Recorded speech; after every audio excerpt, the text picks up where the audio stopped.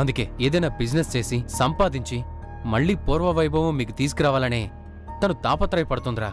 అందుకే ప్రియ మనస్తత్వం ఎలాంటిదో తెలిసి కూడా తన ముందు చేయి చాచింది. ఇదే అదును అనుకుని ప్రియ వదిలితో ఎంటీ బాండ్ పేపర్స్ మీద సంతకం చేయించుకుంది. ఇప్పుడు నన్నేం చేయమంటావురా? ప్రియకి డబ్బులు తిరిగిచ్చారా? ఇవ్వడానికి నా దగ్గర ఎక్కడున్నారా? నేనిస్తాను. ఇదిగో. రే శివ, ఈ విషయం నీకు ముందే తెలుసుంటే అసలు ప్రియని అడగాల్సిన అవసరమే ఉండేది కాదు కదా. వెళ్ళి ఆ డబ్బులు మీ వదినకి ఇచ్చేసే. నేనిస్తే వదిన తీసుకోదురా. అందుకే నిన్నిమ్మంటున్నాను. ఈ డబ్బులు తీసుకెళ్ళి ప్రియకిచ్చేసి వదిన సంతకాలు పెట్టిన పేపర్స్ని తీసుకోమని చెప్పరా. తర్వాత మనం చూసుకుందాం. ఆగు శివ. వచ్చేసిందిరా. ఏంటి శివ నువ్వు చేస్తున్నది? అదే వదినా, ప్రియ దగ్గర నువ్వు అప్పు చేసావు కదా, ప్రియకి తిరిగిచ్చేద్దామని. అప్పు చేశాను. నా బిజినెస్ స్టార్ట్ అవ్వగానే మెల్లమెల్లగా నేనే తిరిగిచ్చేస్తాను. నువ్వు డబ్బులు ఇవ్వడం ఏంటి?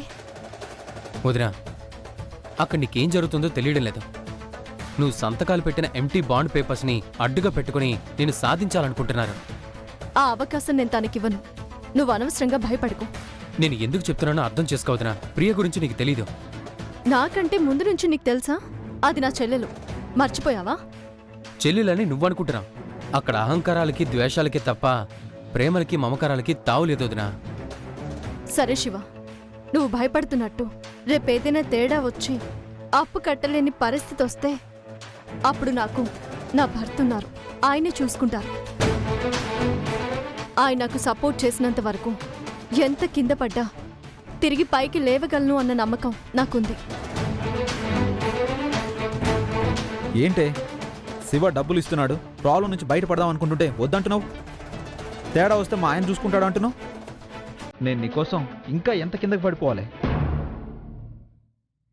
ఆల్రెడీ రాత్రింపోవాలో కష్టపడుతుంది చాలదా? ఇంకా ఏంటి నీ నమ్మకం? నా వల్ల మీ ఆస్తి చేజారిపోయి ఉండొచ్చు, కానీ నా మీద మీ ప్రేమ మాత్రం తగ్గలేదు.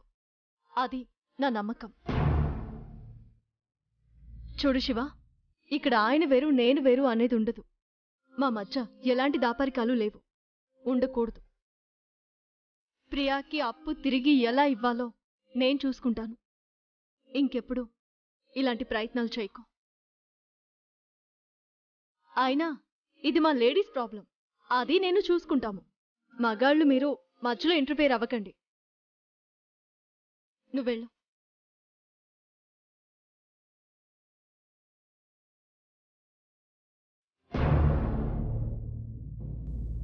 గీతమ్మ గారు, ఏమండి గీతమ్మ గారు?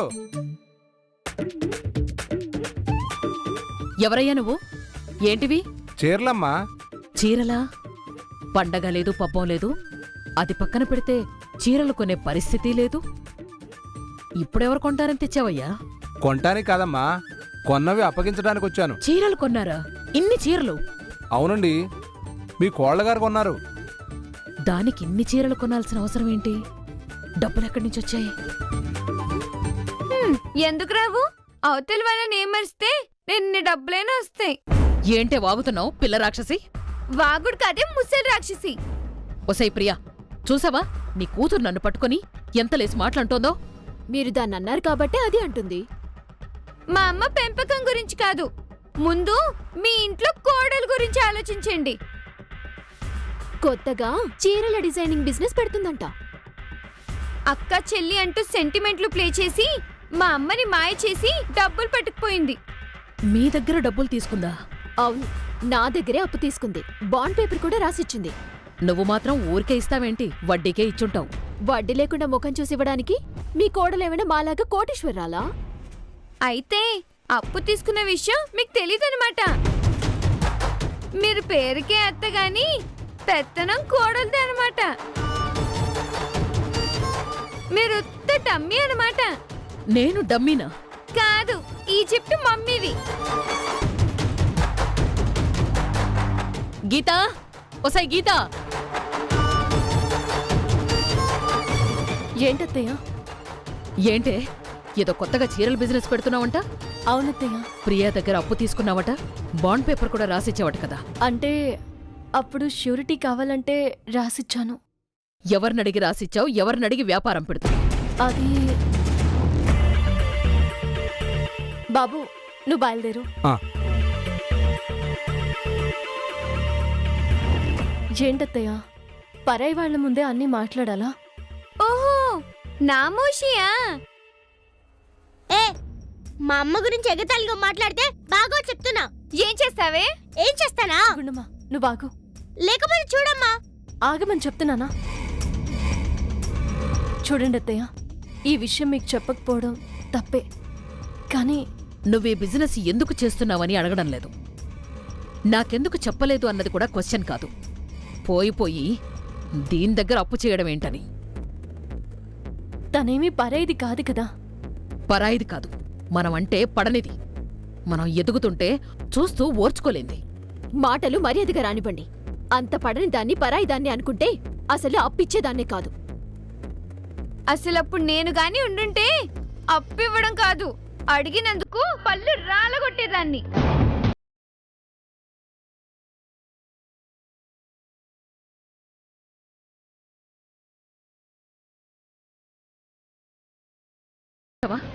ఎలా వాగుతోందో అది. అప్పు తీసుకున్నందుకే ఇలా మాట్లాడుతున్నారు. రేపు అటు ఇటు అయితే అసలు మనల్ని బతకనిస్తారా? ఎందుకే మమ్మల్ని ఇలా టార్చర్ చేస్తున్నావు? నువ్వేదో వ్యాపారాలు చేసేసి మమ్మల్ని ఉద్ధరించమని నేనడిగానా, నా కొడుకు అడిగాడా? అడగలేదు. మరెందుకే లేనిపోని తలనొప్పులు తెచ్చి మా నెత్తర పెడుతున్నావు? ఇప్పటికే నీ పుణ్యమాని పూటకి వెతుక్కునే కాడికొచ్చాం. ఇప్పుడు ఈ కాస్త కూడు కూడా లేకుండా చేద్దామనుకుంటున్నావా? బజార్లో నిలబెడదామనుకుంటున్నావా? అమ్మ ఎందుకు చేస్తుందో తెలుసుకోకుండా, వాళ్ళని రెచ్చగొడుతున్నారని అర్థం చేసుకోకుండా అమ్మని తిడతావన్నానమ్మా. నువ్వు నోర్మోయి. గుండమ్మ, ఇది పెద్దవాళ్ళ విషయం, నువ్వు మాట్లాడుకో. మన లోకేశ్వరి మాట్లాడుతుంది కదా. పెడితే అది గడ్డి తింటుంది, నువ్వు తింటావా? నన్నంత మాటంటావా మమ్మీ? నిన్నేం అనడం లేదమ్మా. అయినా నీ నోట్లో నోరెవరు పెడతారు? నా మనవరాలికి బుద్ధి చెప్పుకుంటున్నాను. అత్తయ్య, నేను ఈ శారీస్ బిజినెస్ పెట్టాలనుకుంది మీరు మా ఆయన అడిగారని కాదు. నా కారణంగా గొప్పగా బతికిన మీరు సర్దుకొని బతుకుతున్నారని, నా భర్త ఈరోజు పొలంలో కష్టపడుతున్నారని, మీకు మళ్ళీ పూర్వ వైభవం తేవాలని నా ఈ ప్రయత్నం. వైభవం వస్తుందో రాదో తెలియదు గాని నీ వల్ల మా బతుకులు రోడ్డు మీదకి రావడం మాత్రం ఖాయం. అదర్థమవుతోంది. రేపేదైనా తేడా రావాలి, అప్పుడు చెప్తా మీ అమ్మ కూతుళ్ళ సంగతి. తప్పగా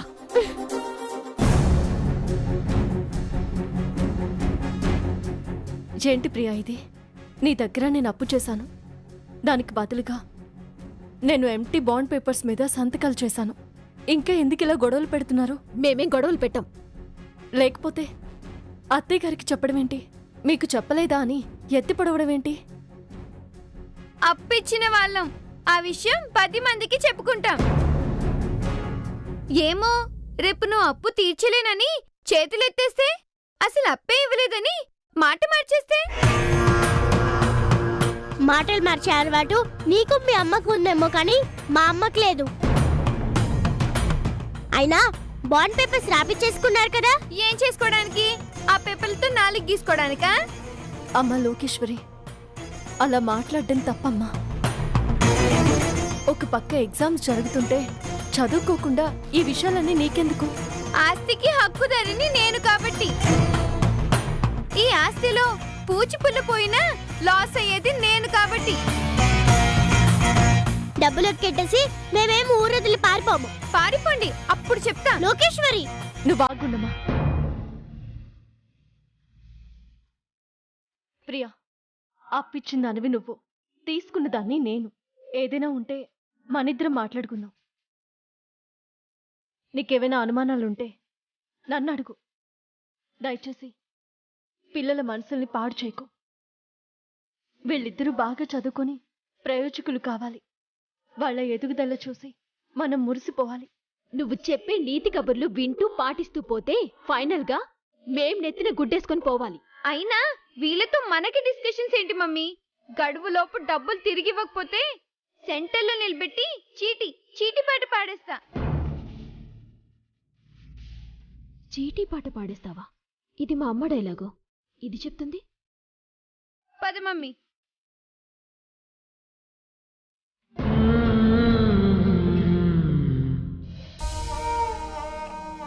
బాబు, అన్ని ప్లెయిన్ చీరలు తెచ్చావా? అన్నీ ప్లేన్ చీరలేనమ్మా. వాటి మీద అల్లికలు చేసినా అద్దకం పనిచేసినా ఏమాత్రం చెక్కు చెదరవమ్మా. సరేనండి, మీరు వెళ్ళండి. వెళ్తాను కానీ మీరేమనుకోనంటే ఒక మాట మేడం. ఏంటండి? మీరు ఎంత మంచి మనిషో ఈ ఊరందరికీ తెలుసు. చీరల కోసం అయితే గనక మీరెవరి దగ్గర చేయి చాచి అడగొద్దమ్మా. మీకు ఏ చీరలు కావాలన్నా నేను తెచ్చిస్తాను.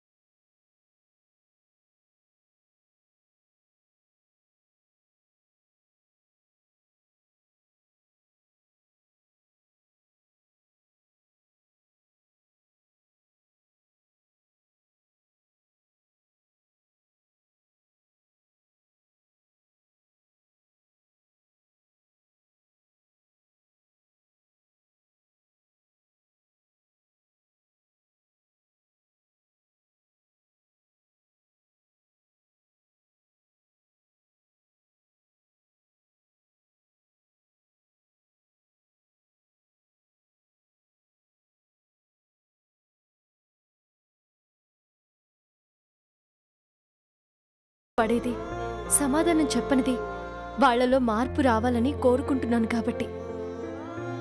ఈ ఇంట్లో వాళ్ళందరి మనసులు గెలవాలని, అందరినీ ఒకే మాట మీదకు తీసుకురావాలి అనే యుద్ధం నేను కోడలిగా ఈ ఇంట్లో అడుగుపెట్టినప్పటి నుంచి చేస్తూనే ఉన్నాను. ఖచ్చితంగా గెలుస్తాను. పద.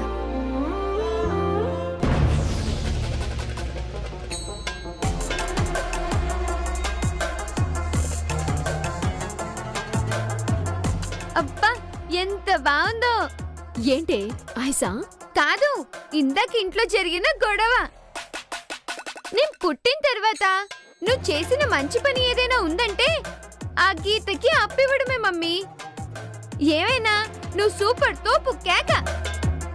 ఏంటే ఇందాక ఆ గీత కప్పిచ్చానని బుర్ర బద్దలు కొడతా, తల గోడకేసి కొడతా అని తిట్టిన తిట్టకుండా తిట్టావు. ఇప్పుడు సూపర్ తోపు అంటున్నావు.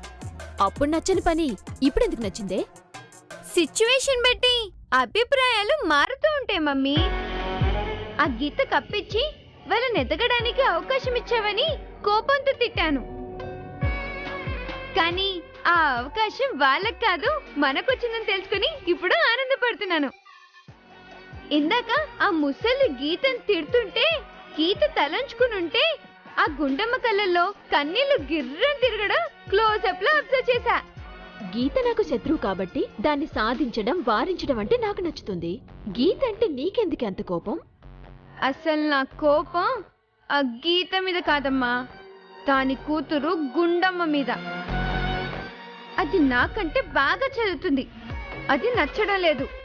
స్కూల్లో అందరూ దాన్ని మెచ్చుకుంటుంటే అది నచ్చడం లేదు. దాన్ని ఎగ్జాంపుల్ గా చూపించి ఇంట్లో డాడీ, స్కూల్లో మిస్ నన్ను తిట్టడం అస్సలు నచ్చడం లేదు. అందుకే ఆ గుండమ్మని డిస్టర్బ్ చేయాలంటే వాళ్ళమ్మని ఏడిపించాలని ఫిక్స్ అయ్యా. ఇది వరకు వాళ్ళని ఏడిపించాలంటే కారణాలు ఎత్తుకోవాల్సి వచ్చేది. ఇప్పుడు మన దగ్గరున్న బాండ్ పేపరే ఆయుధం. వాళ్ళు ఎదురైనప్పుడల్లా మీరు మా దగ్గర అప్పు చేశారు, ఎప్పుడు ఇస్తారు అంటూ ఎగతాళి చేసి ఏడిపించొచ్చు. కాదని ఎదురు సమాధానం చెప్తే వెంటనే మా డబ్బులు మాకు పారేయమని వాదమాడొచ్చు. అడిగిన వెంటనే డబ్బులు కట్టలేక, మన మాటలు పడలేక వాళ్ళమ్మ వలవలా ఏడుస్తుంటే ఆ గుండమ్మ గుండె గిలగిల కొట్టుకుంటుంది. ఏ చదువు చూసుకుని ఆ గుండమ్మ విర్రవీగుతుందో, అందరికీ నేను కార్నర్ అయ్యేలా చేస్తుందో ఆ చదువుని డిస్టర్బ్ చేయాలి. ఆ గుండమ్మ మా అమ్మని ఏడిపించొద్దని నా కాళ్ళు పట్టుకుని ఏడవాలి. కూలిదానిలాగా నా స్కూల్ బ్యాగ్ మోయాలి. అదలా నా చెప్పు చేతుల్లో రావాలంటే వాళ్ళమ్మని ఏడిపిస్తూనే ఉండాలి. ఏమే, నువ్వు మరీ టూ మచ్గా పోతున్నావేమో అనిపిస్తుంది. ఏదైనా లిమిట్స్ దాటితే అసలుకే మోసం వస్తుంది. అస్సలకి ఎప్పుడు వడ్డీ వస్తుంది.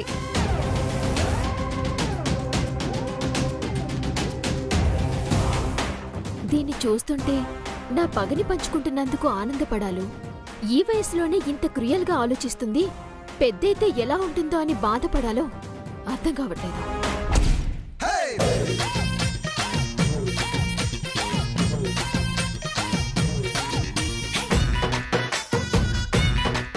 చేసే పనేం లేక పేకలతో మేడ కడుతున్నారా బావగారు?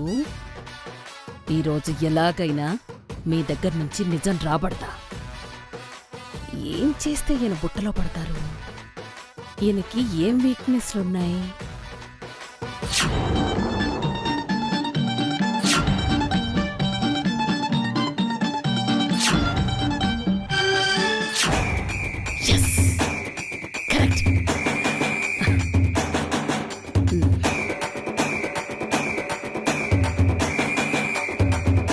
కుమారి గారు, మీరెప్పుడొచ్చారు?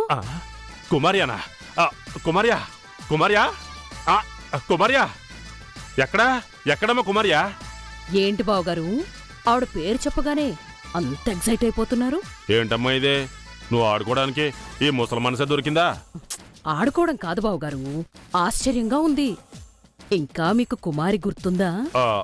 మర్చిపోవడానికి తన ఏమన్నా జ్ఞాపకమా? నా జీవితం. బో, చాలా ఫీల్ అయిపోతున్నాడు. అవును బావగారు, ఆవిడేమన్నా ఈ మధ్య టచ్లోకి వచ్చిందా? రాత్రే చాట్ చేసింది. ఓహో, చాటింగులు కూడా నడుస్తున్నాయన్నమాట. ఏం చేస్తుందంట? ఇప్పుడు ఎక్కడుందంట? పాకిస్తాన్ బోర్డర్లో ఏదో స్ట్రింగ్ ఆపరేషన్లో ఉన్నానని చెప్పింది. తిరిగి వస్తుందంటారా? ఏంటమ్మా మాటలో? నాకు తెలిసి ఆవిడ పాటికి రిటైర్ అయిపోయి ఉంటుందనుకున్నాను. అంత ముసల్దా? మీ అంత కాదులేండి.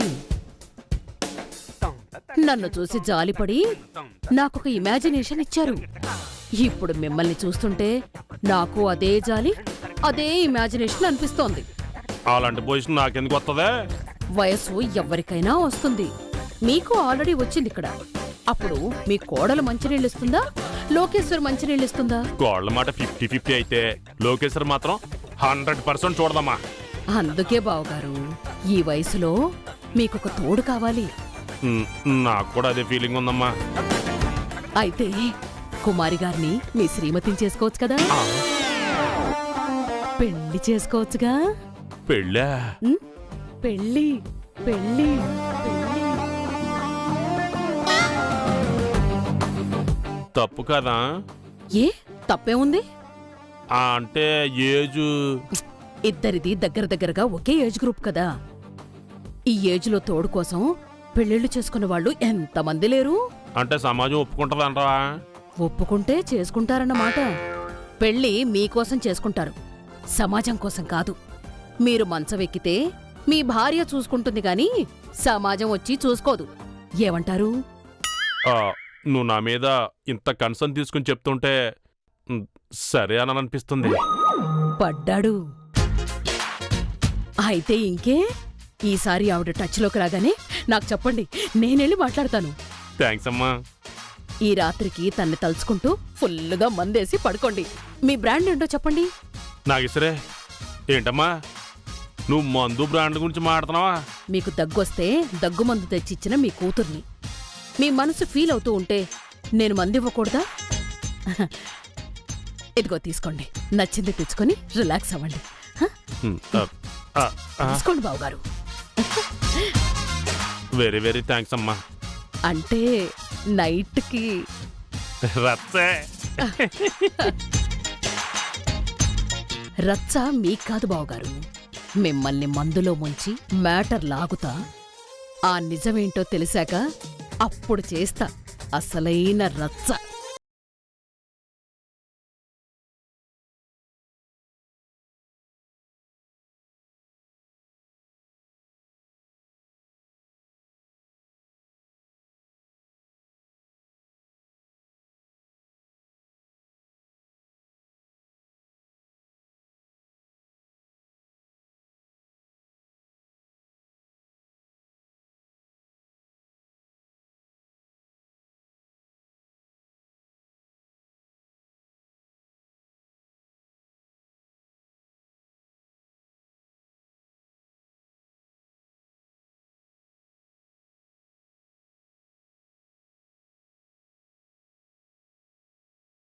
ఏంట్రా?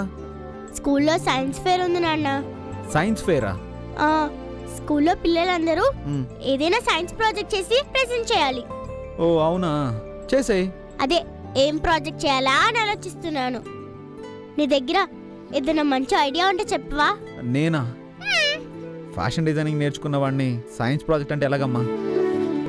ఏదైనా డిజైన్ చేయాలంటే చెప్పు, నువ్వు స్కూల్ యూనిఫామ్ వేసుకుని రెడీ అయినంత టైంలో డిజైన్ చేసేస్తాను. కానీ ఇవన్నీ మన వల్ల కావమ్మా. మరెలా?